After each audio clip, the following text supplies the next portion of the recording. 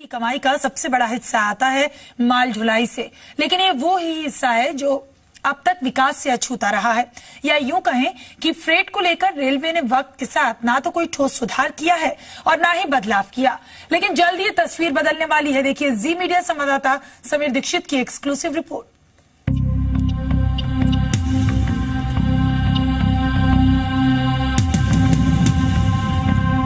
जिस railway track पर मैं मौजूद हूँ, इन पटरियों को देख आप जरूर सोचेंगे कि इसमें क्या नया, क्या खास है।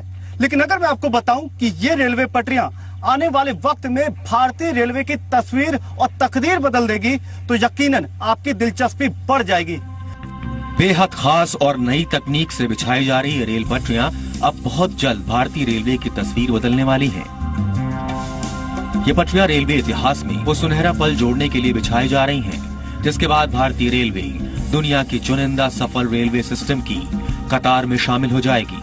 इस सफलता का नाम है डेडिकेटेड फ्रेट कॉरिडोर। नाम सुनकर चौंक गए ना आप?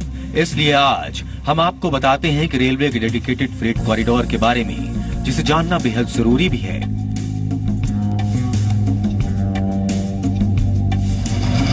दरअसल भारतीय रेल की माल ढुलाई परिचालनों में ऐतिहासिक बदलाव के लिए डेडिकेटेड फ्रेट कॉरिडोर को लाया गया है। ये दो तरह से लागू किया जा रहा है, पश्चिमी यानी वेस्टर्न डेडिकेटेड फ्रेट कॉरिडोर और पूर्वी यानी eastern dedicated freight corridor. Eastern dedicated freight corridor Ludhiana से कलकत्ता जाता है और western dedicated freight corridor JNPT port से दादरी तक ज्वाइन करता है। कुल मिलाके दोनों की लंबाई 3350 किलोमीटर है।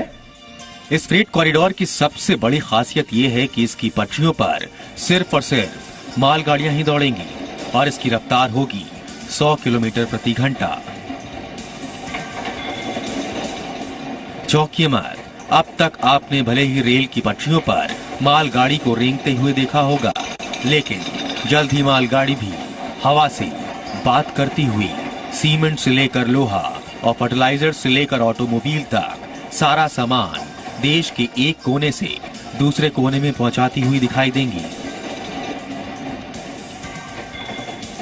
अमूमन तौर पर भारतीय रेल में 25 टन के लोड तक ही जो है डिजाइन की जाती है, लेकिन यहाँ हम 32 टन के लोड के लिए इसको डिजाइन कर रहे हैं। वहाँ जो हमारी ट्रेनें होती हैं, ज़्यादा से ज़्यादा उनकी लंबाई 750 मीटर के करीब है। हमारे यहाँ 1.5 किलोमीटर 1500 रनिंग मीटर लंबी ट्रेनें चलेंगी जो है। तो इसलिए आप देखेंगे जो है हमारा जो सेक्शन है वो इलेक्ट्रीफाइड है, डबल डेकर जो है सारे इस सेक्शन में जो है वो ट्रेन चलेगी। डीएफसी के इस जादुई सपने को पूरा करने का लक्ष्य 2019 तक तय किया गया है, लेकिन और किस किस तरह से खास है फ्रेट कॉरिडोर, कैसे ये देश की इकोनॉमी की दिशा बदलेगी और इसको रफ्तार देगी, सभी सवालों के लिए देखते रहिए ये खास रिपोर्ट। समीर दीक्षित, जी मीडिया।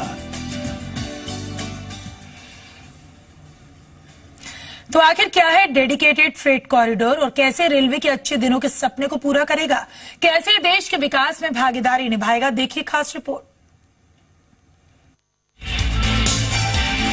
Dedicated freight corridor. इस कॉरिडोर को तय वक्त यानी 2019 में पूरा करने के लिए दोनों यानी वेस्टर्न और ईस्टर्न डीएफसी में काम तेजी से चल रहा है। रेल ट्रैक बिछाए जा रहे हैं, मशीनें दिन रात काम पर लगी हैं। लेकिन इस फ्रेट कॉरिडोर की कहानी साल 2006 से शुरू होती है।